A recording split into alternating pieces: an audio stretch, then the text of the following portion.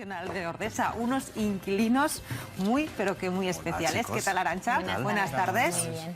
Bueno, Arantxa que no viene sola, ¿verdad? No, nunca. Nunca. Bueno, pues me acompaña Juan Antonio Gil, que es el presidente de la Fundación para la Conservación del Quebrantahuesos, un animal emblemático, un animal del que tenemos la suerte de poseer el 40% de la población de toda la Unión Europea, que estuvo a punto de desaparecer en nuestra comunidad autónoma, pero que gracias a la Fundación pues ha salido adelante, y ahora además están ayudando para reintroducirlo en los picos de Europa. Y estos nuevos habitantes que tú decías eran los quebrantahuesos, que él nos va a contar un poquito el proceso que están llevando, que es una de las cosas, las muchas cosas en las que trabajan, porque hay que decir que trabajan en muchísimas cosas y muy bien. Pues bienvenido. Bienvenido. Bueno, cuéntanos cuál es la situación ahora mismo del quebrantahuesos, primero, porque decía que estuvo a punto de extinguirse, pero ahora ¿cómo está? Sigue en peligro de extinción la especie, pero bueno, en estos últimos 20 años se ha duplicado la población, concretamente aquí en el Pirineo aragonés, que es la población más importante del Paleártico occidental, o sea, es la población sin duda viable, más abundante de toda la Unión Europea. O sea, que tenemos una gran responsabilidad a la hora de conservar la especie. De hablarnos ahora de los nuevos inquilinos. Bueno, mejor que lo cuente. Nosotros estamos en contacto con ellos haciendo diferentes seguimientos y reportajes, y hemos seguido un poco el proceso de esos huevos que se rescataron, ¿verdad?, del nido. Él lo va a explicar muchísimo mejor.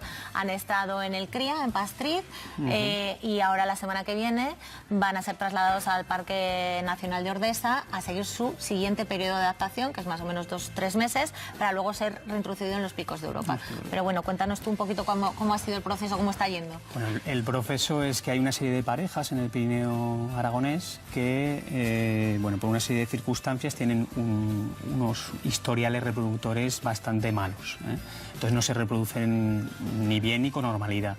De esas parejas se rescatan los huevos, esos huevos se trasladan al centro de cría que está en Pastriz, del Gobierno de Aragón, y desde allí los técnicos de la Fundación, lo que hacen es primero una incubación.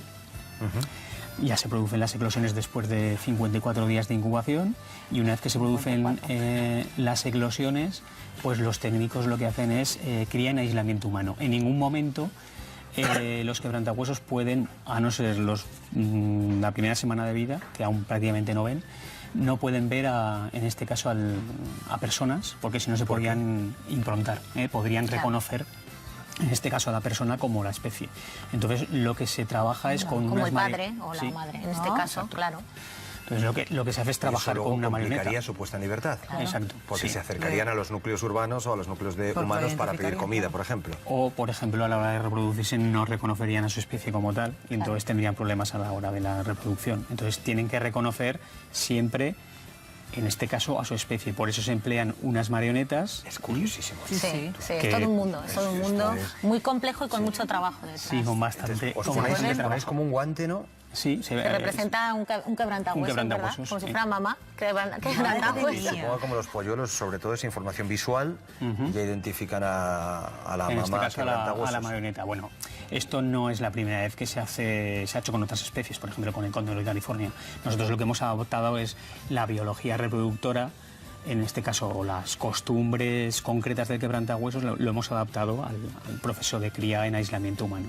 Entonces están durante aproximadamente hasta finales de abril, estarán ahí en el centro de cría, y ahora es cuando subirán a hacer la siguiente fase, que es la cría campestre, la adaptación al medio, en un principio en el Parque Nacional de Ordesa y Monteperdido. ¿Y cómo es esa fase? Sí, también sin relación humana, pero ellos están ahí. Sin contacto humano. Sí, pero ellos están ahí detrás, mañana, tarde y noche de guardia, o sea, es brutal. Sí, se hacen unos turnos que están ahí los técnicos atendiendo y vigilando en este caso a los pollos, y ahí lo que hay es justamente enfrente de los nidales donde se encuentran los pollos, desde donde nosotros trabajamos con ellos, hay enfrente un comedero donde bajan otros quebrantahuesos.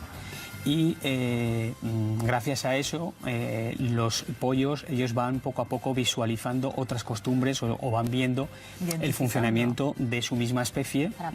Pero todavía no los ponéis en libertad, todavía no los acercáis a que coman. Solo para que lo vean, Solo para que empiecen viendo. Sí, para que empiecen viendo y empiecen a captar información de cómo funcionan sus congéneres, que los van a ver justamente a muy pocos metros. ¿Y luego cuándo es la fase ya final, la fase de puesta en libertad? La fase final será, pues bueno, a finales de junio, principios de julio, se trasladan ya al Parque Nacional de Picos de Europa, porque ahí es donde se realiza la liberación. La liberación, donde se libera en este caso un ave, es donde reconocen ellos su área natal, el área donde han nacido. Eso nos interesa mucho porque esta especie es filopátrica, eso quiere decir que vuelve a criar muy cerca de donde nació, y por lo tanto, al reconocer el lugar de nacimiento, al cabo de unos años, porque pasan unos cuantos años, pueden pasar 4 o 5 años hasta que se reproduzca, volverá a criar muy cerca del lugar donde ha nacido, en este caso, en los Picos de Europa. Hay que indicar que en los Picos de Europa el quebrantahuesos se extinguió. Entonces la labor ahora es importantísima. El año pasado ya llevasteis 3 pollos, justo cuando llegan allí recibe el nombre, de momento no tiene el nombre, ¿verdad? Han fallecido 2, ¿verdad? Uno por motivos naturales y otro no se sabe muy bien. Por motivos naturales el ataque de un águila, vamos, lo que es la naturaleza pura y dura. Y bueno, pues ahora va a ser el reto estos otros 3 pollos. Sí, bueno, se soltaron ya en el 2010 los primeros, o sea, no, el año pasado no fue la primera suelta. Eso es.